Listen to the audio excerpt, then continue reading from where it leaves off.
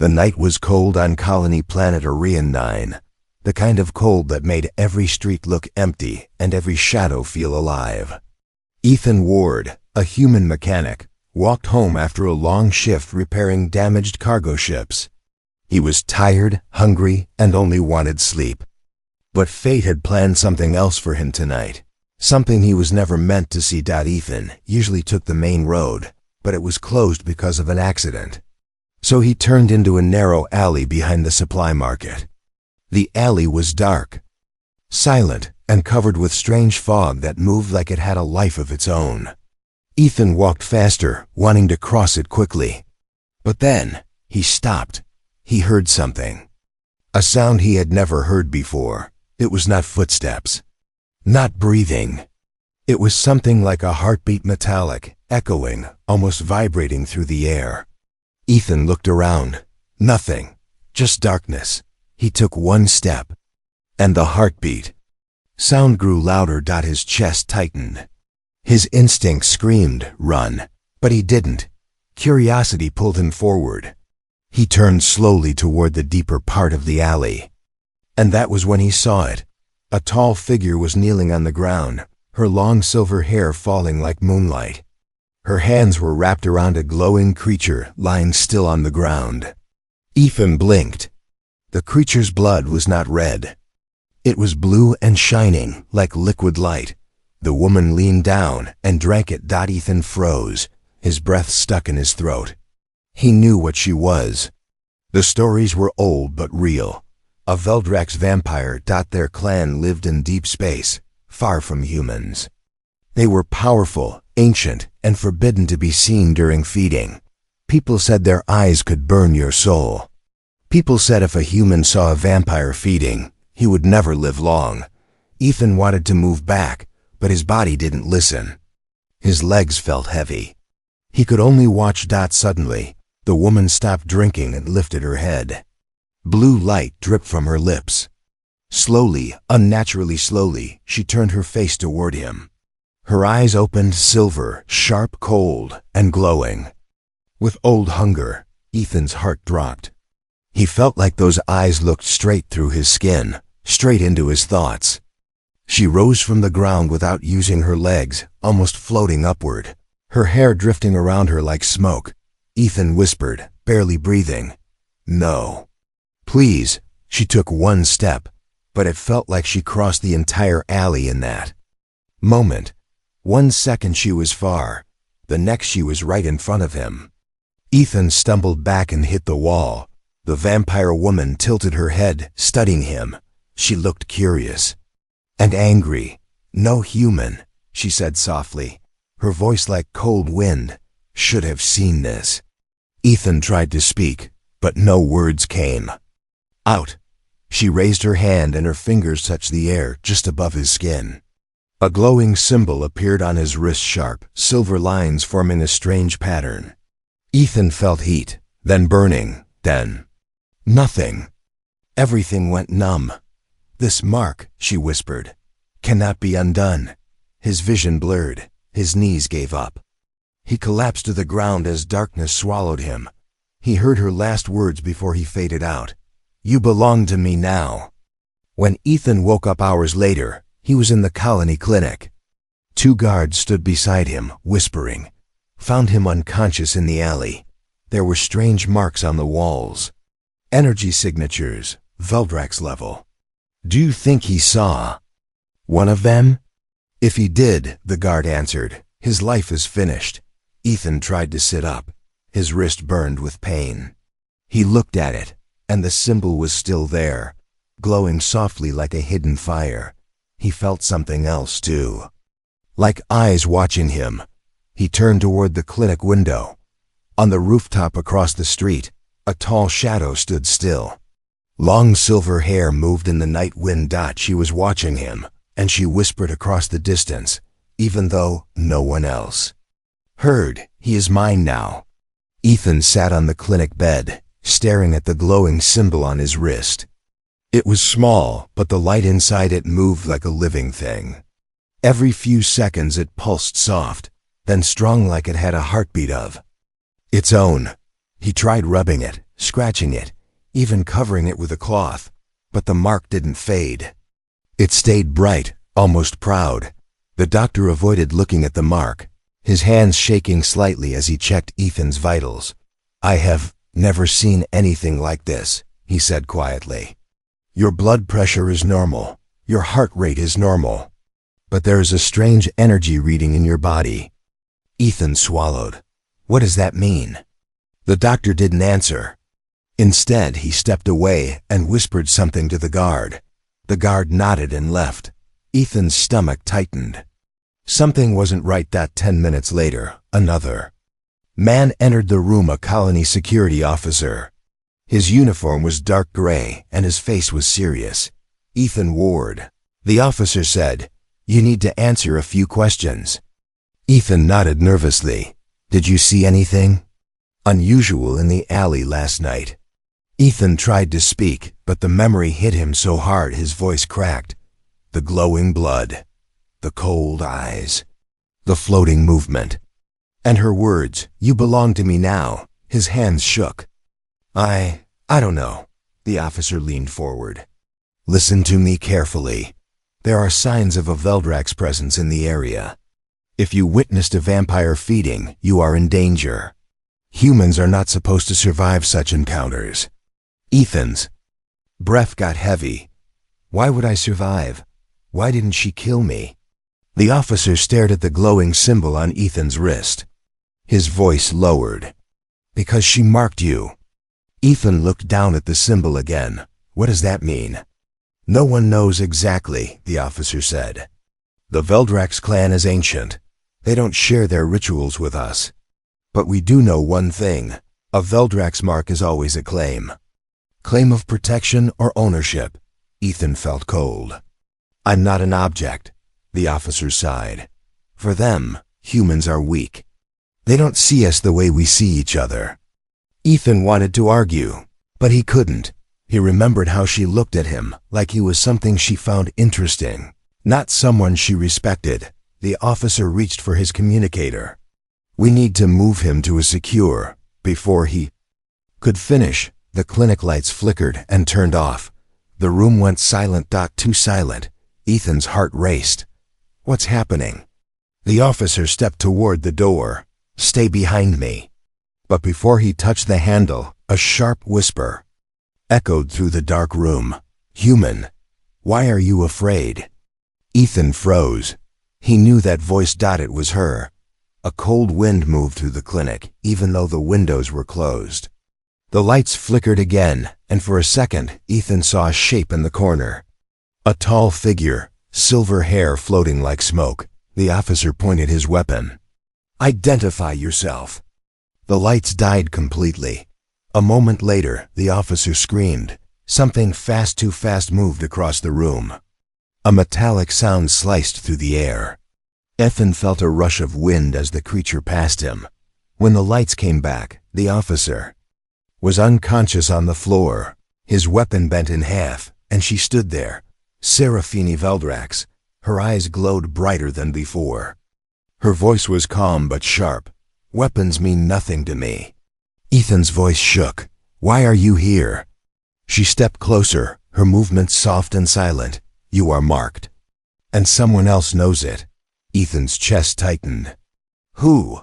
"Hunters," she whispered. "They want to kill you before the bond completes." "What bond?" Ethan asked, stepping back. Seraphine's silver eyes locked onto his. "A life bond. My mark chose you. I cannot remove it. You cannot escape it." Ethan shook his head. "Why me? I'm just a mechanic. I'm nobody." Seraphine actually smiled a cold, strange smile. "The mark does not choose by rank. It chooses by power. Something inside you matched my energy. That is rare. Very rare." Ethan felt dizzy. "You're saying I'm special?" She touched his wrist lightly. The mark glowed bright, reacting to her touch like fire. "You are now connected to me," she said softly. "If you die, I weaken. If I die, you fall. That is why the hunters want you gone." Ethan felt the weight of her words. "So, I'm trapped?" She nodded once. Yes, and until the bond is stable. You need me. Her final words deepened the suspense. Whether you like it or not, your life belongs beside mine now. Ethan stood in the silent clinic, breathing hard as Serafina Veldrak stepped closer to him. Her presence felt heavy, like the air around her was colder, sharper. Even the shadows behind her seemed to move when she moved. Ethan kept stepping, back until his back hit the wall. Serafini stopped only one step away from him. You fear me, she said quietly. Ethan forced himself to look up. Of course I fear you. You marked me. You attacked the officer. You're a vampire. Serafini tilted her head slightly, as if studying a strange creature. Human fear is loud. I can hear it in your heartbeat, in your breath. But your courage is louder. You stayed conscious in my presence. That is unusual. Ethan didn't know whether that was a compliment or a threat. Before he could speak, Seraphine raised her hand. The lights in the clinic dimmed on their own, as if responding to her will. She wasn't even touching anything. Ethan swallowed hard. Sit, she commanded. He didn't want to obey, but his legs felt weak. He sat on the edge of the medical bed. Seraphine remained standing, graceful and still, like a statue made of silver smoke. You saw a sacred ritual last night, she said. A ritual no human should ever see. That creature in the alley was not prey. It was a soul container. I was absorbing its life to strengthen my clan's shield. Ethan blinked. Your clan? Why would you need to strengthen anything? Seraphine looked away for a moment, her eyes dimming. Because my people are dying. A disease spreads through our bloodlines. Only ancient rituals can slow it. I didn't expect that answer. It made her seem less like a monster and more like something tragic. But he didn't let his guard down. I still don't understand why you marked me, he said. Serafini turned her eyes back to him. I did not choose it. The mark chose you. Ethan frowned. That doesn't make sense. She reached forward, and Ethan flinched, but she only pointed at the glowing symbol on his wrist. The Veldrak's mark activates only when two life forces resonate, she explained. Your energy matched mine, not by accident. Not by luck. It is destiny. Ethan laughed nervously. I'm just a mechanic. I fix broken engines. There's nothing special about me. Seraphine stepped closer until her silver eyes were inches. From his, you survived my gaze. You survived the mark burning into your skin. You survived the hunter's attempt to breach this building. Do you still think you are ordinary? Ethan swallowed again. She had a point. Most humans would have fainted or died from shock. But he was still here, still breathing, still marked. Serafini folded her arms. Now listen carefully. Once the mark awakens, it binds itself to the vampire who created it. It connects thoughts, senses, even strength. Ethan stiffened. So, you can read my mind?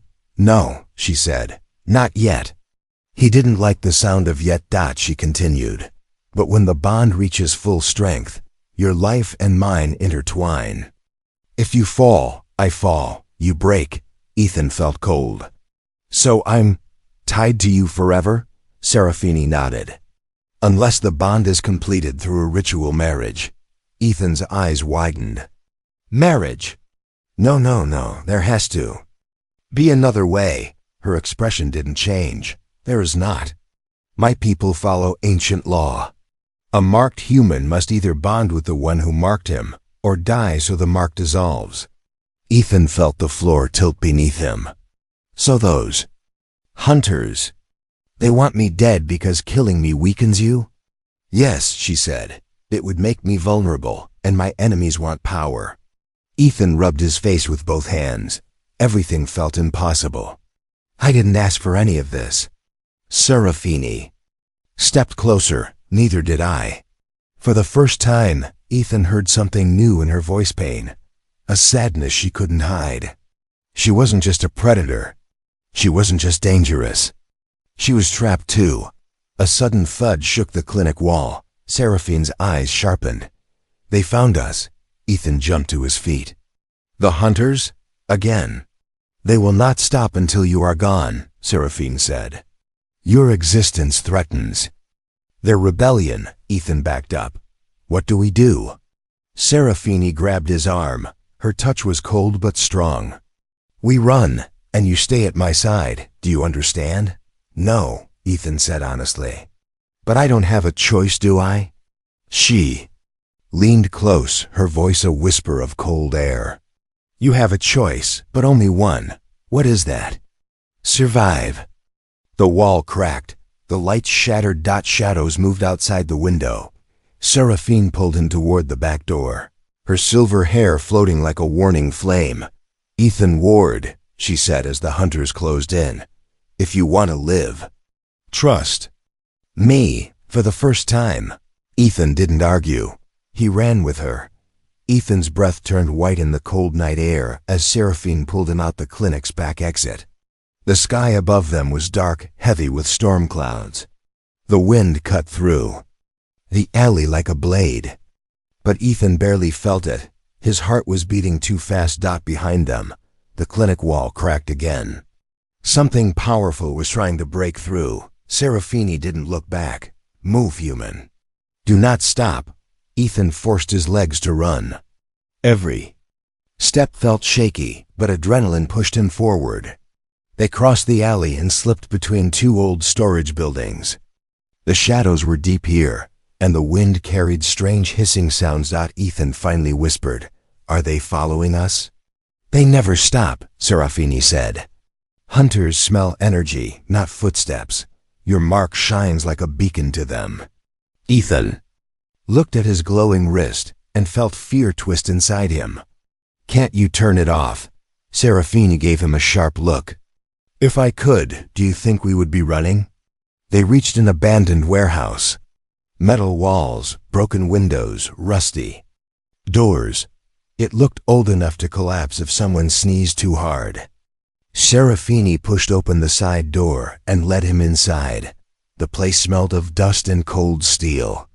Old crates were stacked in corners, and the lights didn't work.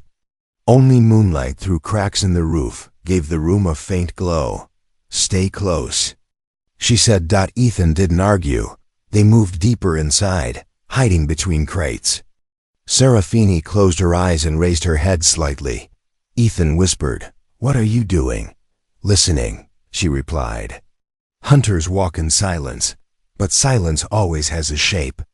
Ethan didn't understand that, but he stayed quiet. Then they heard it. A soft click on the metal floor. Followed by another dot and another. Ethan's skin chilled. They're inside. Seraphine opened her eyes, now glowing brighter than moonlight. 3 hunters, maybe 4. Ethan panicked. What do? We do nothing, she said calmly. I do everything.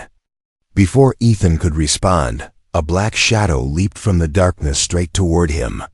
Its claws shined with blue fire, its mouth filled with needle-like teeth. Ethan screamed and stumbled back. Seraphine moved. First, she didn't run, she vanished. Sharp metallic sound echoed through the warehouse as she appeared behind the creature, slicing through its shadowy body with one quick strike. The creature dissolved into dust. Ethan stared, speechless. You're so fast. I am Veldrax, she said simply. Speed is the beginning of our power, not the end. Another hunter landed in front of Ethan, snarling. It was bigger than the first, with glowing blue eyes. Ethan raised his hands uselessly, knowing he couldn't fight. Seraphine appeared again and slammed the creature against a metal beam so hard the entire warehouse shook. It screeched and vanished into sparks. Ethan breathed hard. Is it over? No, she said. The strongest one remains. A deep growl echoed from the far corner of the warehouse. A tall creature stepped out, its shape half smoke, half bone, with too many limbs and too many eyes. Ethan felt his knees weaken. That thing, that can't be real. It is a Shadowburn hunter, Seraphine said. They hunt marked beings, you. the creature's many eyes fixed on Ethan. It moved slowly, savoring his fear. Seraphine stepped between them. "He is under my protection. Leave." The creature screeched, a horrible sound that shook Ethan's ears. Seraphine narrowed her eyes. "So be it." The hunter lunged. Seraphine met it head-on. The clash was violent. Shadows exploded across the room. Like smoke bombs. Two glowing shapes moved too fast for Ethan's eyes to follow. Metal crates fell, beams cracked, sparks flew. Ethan backed up until he hit a wall. He couldn't see the fight clearly, but he could hear it, claws slashing, metal breaking, Seraphine's sharp breath, the hunter's furious growl. A blast of blue energy shot past Ethan's head and left a burning mark on the wall. "Seraphine!" He shouted. No answer. The hunter suddenly crashed into the floor near Ethan, injured but still alive. It crawled toward him, dragging its broken limbs. Ethan froze. His body refused to move, but his wrist mark glowed bright, reacting to danger. Just as the hunter reached him, Seraphine appeared above it, landing with a force that broke the ground beneath her. She drove her arm through the creature's chest. It screamed once, then dissolved into dusted silence filled the warehouse. Seraphine stood up, breathing hard. Ethan rushed forward. "Are you okay?" She looked at him, surprised by his concern. "I am fine. You are alive. That is what matters." Ethan exhaled shakily. "I thought I was finished." Seraphine stepped closer. "As long as I breathe, no hunter will touch you." The warehouse lights flickered for a moment, showing the destroyed room. Ethan realized something. She wasn't just protecting him because of the mark. She was protecting him because she chose to. Seraphine placed a hand on his shoulder. "Come, the night is not done." And the bond grows stronger. The warehouse was silent again, but Ethan could still feel the echo of the battle in his bones. His hands trembled, his chest rose and fell too fast, and his heart felt like it was trying to escape his body. Seraphine stood beside him, calm, almost cold, as if the fight had cost her nothing. But he could see the faint shimmer of weakness in her eyes. She had fought for him. She had saved him. Ethan looked down at the glowing mark on his wrist. It pulsed softly, like it was breathing. With him, this thing. "It's getting brighter," he whispered. Seraphine stepped closer and examined it. Her silver eyes focused, and for a moment, Ethan felt like the world slowed down. "The bond is awakening," she said. "Faster than I expected." Ethan frowned. "Is that bad?" "Not bad," she said slowly, "but dangerous. If the bond grows too strong too fast, your body may not keep up." Ethan rubbed his wrist. "I thought the bond was something you controlled." Seraphine shook her head. "No, the bond listens to emotion, not logic. Fear, trust, danger. These make it grow." She paused, her voice dropping. "Tonight, you felt all of them." Ethan looked at her. "You mean, because you saved me?" She didn't answer, but the silence said enough. They left the warehouse and walked through empty streets. Sirens echoed far away.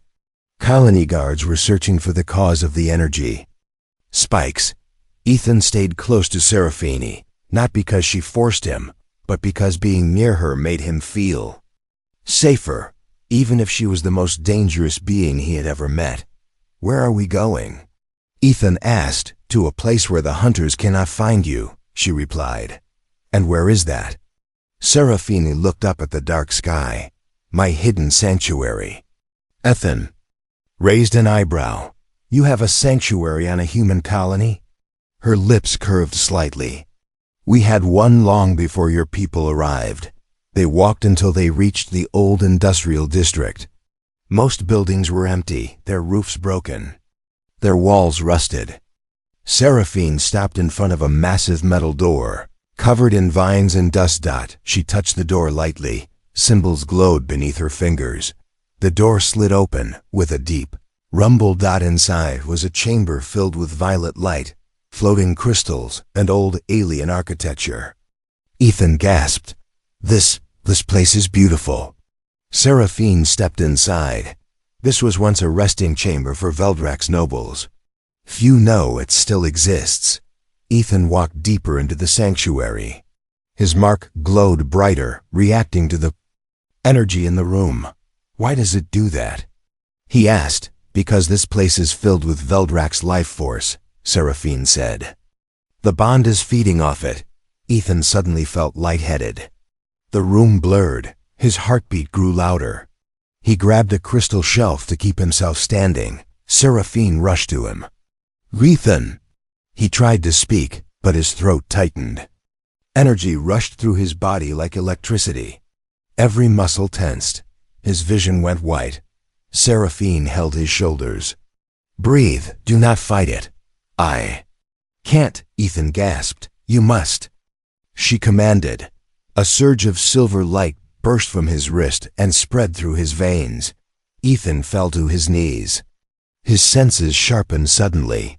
He heard things he had never heard before: water dripping in the pipes, insects crawling in the walls, even Seraphine's heartbeat. He felt her energy too. Cold, ancient, protective. When the light faded, Ethan finally breathed again. Seraphine knelt in front of him, her face inches from his. The bond has strengthened, she said softly. Ethan looked at his hands. They felt different, stronger, steady. What happened to me? You have gained the first ability, she said. Danger sense. Your body will feel threats before your mind understands them. Ethan tried standing, and Seraphine helped him up. I'm changing, he whispered. Because of you. Seraphine looked down. This is why I did not want to mark a human. Your body is fragile. Your life is short. A Veldrak's bond can destroy you if you are not ready. Ethan stepped closer. But you saved me. Again. Even when you didn't have to. Seraphine met his eyes. For the first time, he saw honesty there, soft, vulnerable. You think I saved you for your sake? She asked quietly. Ethan didn't reply. Seraphine touched his wrist. The mark glowed warmly. If you die, I suffer. If I die, you break. Your survival is tied to me. I protect you because our lives are one thread now. Ethan swallowed. So you're not protecting me because you care? She paused too long for a simple answer. Her voice softened. I did not say that. Ethan felt his chest tighten. Something had changed between them, not just power. Not just the bond, something human. But before he could speak, Seraphine suddenly stiffened. Her eyes narrowed. They found us. Ethan's new ability kicked in, his skin prickled, his heart raced. The air felt heavy. Danger, real danger. Seraphine grabbed his arm. Stay behind me, Ethan whispered. More hunters?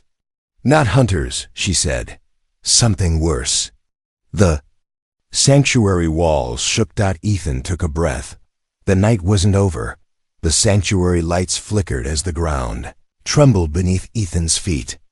Dust fell from the old stone ceiling, and faint cracks spread across the glowing walls. Ethan felt the danger before he even heard it. His new senses screamed inside him, warning him like a burning fire under his skin. Seraphine stepped forward, her silver eyes turning sharp like blades. Stay behind me, she said again, but this time her voice carried a tension he had never heard from her before. Ethan swallowed. What's coming? Seraphine didn't look at him. Not hunters. Hunters are animals compared to this. A deep, ancient roar rolled through the sanctuary like thunder. Ethan's heart dropped. That doesn't sound human or vampire. Seraphine finally turned to him. Shadowburn Lord, the one who leads the rebels. The one who wants me dead and you erased. Ethan's breath caught. Why me? Why is he so focused on killing me? Seraphine stepped close, lowering her voice. Because you are the final key. The last human energy my clan needs for survival. If I complete the bond with you, my power rises beyond his reach. If you die, my strength collapses. Ethan stared at her. So this whole war is because I exist. Seraphine nodded slowly. Yes, and they would tear worlds apart to stop our bond. Before Ethan could think, the sanctuary's main door exploded inward. Ancient stones shattered and flew like sharp knives. Ethan ducked behind a crystal pillar as Seraphine raised her arm, forming a shield of silver energy. A massive creature stepped into the room. Taller than any human, built like shadow and bone fused together. Its many glowing red eyes locked onto Ethan immediately. Ethan felt its hatred. It crawled under his skin like ice. Seraphine hissed, a sound Ethan had never heard before. Half fury, half challenge. Lord Calrath, you crawl out of your grave at last. The giant creature smiled, a mouth full of jagged shadow teeth. Your time ends tonight, Seraphine, and the human dies first. Ethan's mark burned with violent heat. His knees weakened, but he forced himself to stay standing. Seraphine stepped in front of him, her posture tall, protective. No one touches him, she growled. Calrath lunged forward with monstrous speed. Seraphine moved even faster. They clashed with a blast so strong it knocked Ethan backward into a wall. Silver light clashed with black smoke. Sparks of energy rained across the sanctuary. Ethan watched helplessly as they fought. Seraphine a blur of silver, Calrath a storm of darkness. But Seraphine was weakening. Ethan saw it clearly. Her movements slowed, her shield cracked. Her shoulders trembled after each strike. Ethan shouted, "Seraphine!" She didn't answer, she was too busy surviving. Calrath's flaming claw caught her side, sending her skidding across the floor. She hit a pillar and collapsed for a second. Ethan ran toward her, ignoring fear. He reached her as she struggled to stand. "Seraphine, you're hurt." She grabbed his arm. "Stay back. Your life is more important than mine." Ethan shook his head. "I'm not leaving you." Calrath lifted a massive shadow spear above his head. "You cannot protect your pet, Seraphine." Ethan felt something snap inside him. Not fear, something stronger. Something desperate. The mark on his wrist exploded with blinding silver light. His body moved without thinking. He threw himself in front of Seraphine. The shadow spear slammed into him, but the moment it touched his skin, the silver mark shot a wave of burning light through the room. Calrath roared and stumbled back, shocked. Seraphine's eyes widened. "Ethan, what have you done?" Ethan panted hard, his entire body shaking. I don't know. I just couldn't let him touch you." The light from his mark spread across his arm, his neck, his chest. It reached Seraphine like a chain of living fire. Seraphine gasped as the bond snapped into a higher state. Power surged through her. Her wounds healed. Her strength returned tenfold. Her eyes glowed brighter than stars. Calrath snarled, "Impossible. The bond is not complete." Seraphine rose slowly, floating a few inches off the ground. Her voice was calm, deadly. "It is now." She struck. Her power ripped through Calrath like lightning tearing through the night. The creature screamed, shadows evaporating until nothing remained except falling dust. The sanctuary fell silent. Ethan dropped to his knees, exhausted. Seraphine rushed to him, kneeling in front of him. Her hands gently held his face, surprisingly warm. "You saved me," she whispered, voice trembling. "You gave me power no Veldrax has ever felt." Ethan managed a weak smile. "I didn't want you to die." Seraphine looked at him, not as a vampire, not as a queen, but as someone who finally understood him. "The bonding is almost complete," she said softly. "Now you must choose how it ends." Ethan stared at her, breath shaking, and the weight of her words settled on his soul.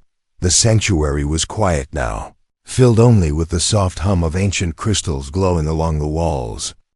Dust settled slowly through the air where Calrath had vanished. Ethan sat on the cold floor, breathing hard, his body still shaking from the massive energy rush. His vision blurred, then focused again. Seraphine knelt beside him. Her silver hair fell over her face. Her armor cracked from the battle, but her eyes, they were bright, alive, and strangely warm. "Ethan," she said softly, "look at me." He did, and in her eyes he saw something he had never seen before: fear. Not fear of death, not fear of the rebels, but fear of losing him. She touched his wrist, where the glowing mark had spread like silver roots across his skin. "The bond has reached its final stage," she whispered. "There is no more hiding from it." Ethan swallowed. "What does that mean?" Seraphine lowered her head slightly, as if the answer carried the weight of galaxies. "It means the bond will either turn into a complete marriage bond, or it will tear itself out of your body." She paused. "And if it tears out, you will not survive." Ethan felt the world tilt. "So I really have only two choices," he said. "Live with you, or die without you." Seraphine's jaw tightened. "I never wanted to push you. You are human. You deserve freedom, choice, not ancient rules and forced rituals." Her voice cracked. "This was never my plan." Ethan stared at her, shocked. "You care about my choice?" Seraphine looked away. "More than you know." Silence hung between them, strange, heavy, emotional. Ethan slowly pushed himself up to sit upright. Seraphine helped him without hesitation. The moment she touched him, the mark glowed brighter, pulsing warmly. Ethan took a breath. "I didn't want any of this. I was just going home. I just wanted sleep and normal life. But things changed." She nodded sadly. "When I saw you in that alley," Ethan continued, "I thought you were going to kill me, but you didn't." "I "Could never," Seraphine whispered. "You protected me again and again," Ethan said. "Even when I slowed you down. Even when I was scared. Even when you were hurt." Seraphine lowered her head. "I protected you because the bond—" "No," Ethan interrupted gently. "You protected me because you wanted to. I saw the way you looked at me when the hunters came. That wasn't duty. That wasn't survival. That was something else." Her eyes widened, but she said nothing. Ethan's voice softened. "Seraphine, you're not just a vampire. You're not just dangerous. You're someone who has been alone for too long." Her breath caught. She never thought a human could read her so clearly. He smiled weakly. "And maybe I don't want to leave you alone anymore." Seraphine froze. Then she whispered, almost afraid to hope, "Ethan, what are you saying?" He looked into her glowing silver eyes. "I choose you. Not because of the bond, not because I have no choice, but because I want to." Seraphine blinked fast, like she had forgotten how to breathe. "You want the marriage bond with me, a Veldrax queen?" Ethan nodded. "Yes." For the first time since he met her, Seraphine smiled a real, gentle smile. It was beautiful, in a way he never expected. She placed her hand over his heart, feeling the steady beat. "If you choose me, then your life will never be simple again." Ethan laughed softly. "It stopped being simple the moment I saw you in that alley." Seraphine's smile widened. The sanctuary suddenly responded. The crystals brightened. The air warmed. The mark on Ethan's arm glowed like silver fire. Seraphine stood and offered her hand. "Ethan Ward," she said in a steady royal tone, "does your heart accept the Veldrax bond? Do you stand with me as equal partner, protector, and chosen soul?" Ethan took her hand without hesitation. "I do."